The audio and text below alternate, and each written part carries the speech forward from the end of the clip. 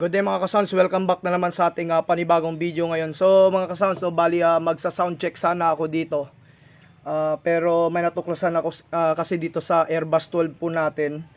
So siguro sa sobrang lamig mga boss idol, parang tinubuan po siya ng mga mold sa loob. Yung isang speaker na ito nabuksan ko na. Ito po siya mga boss idol, makikita po ninyo may mga puti-puti pero nakuskus ko na yan.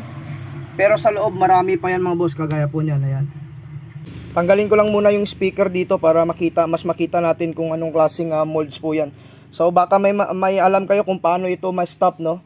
So sa mga expert po dyan, comment lang po kayo sa ating video. So ayan mga boss idol, grabe oh. Kasi sobrang lamig dito sa Antique mga sir, no? Tuwing umaga, nagmo-moist.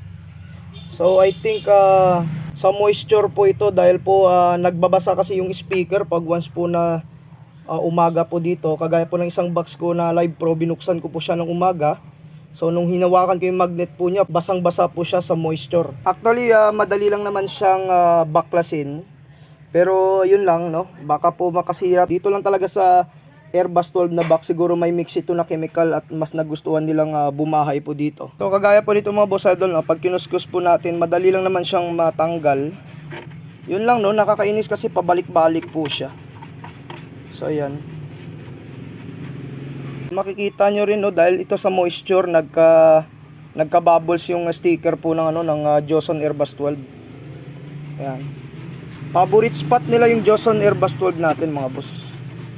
Ayan. Madali lang naman siya tanggalin pag once po na binabrush. So hindi naman siya makati pag dumapo siya sa balat ko. So yan lang, no, pangit lang siya talaga tingnan.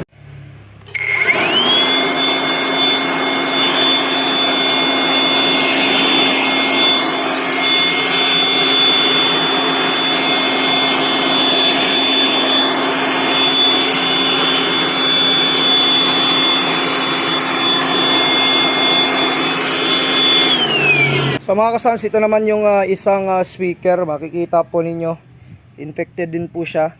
So yung ginagawa ko na lamang dito, bali ibilad ko na lang siya sa init ng araw dahil po sa tuloy-tuloy na palaging umuulan. So yan, grabe yung moisture mga ka-sounds.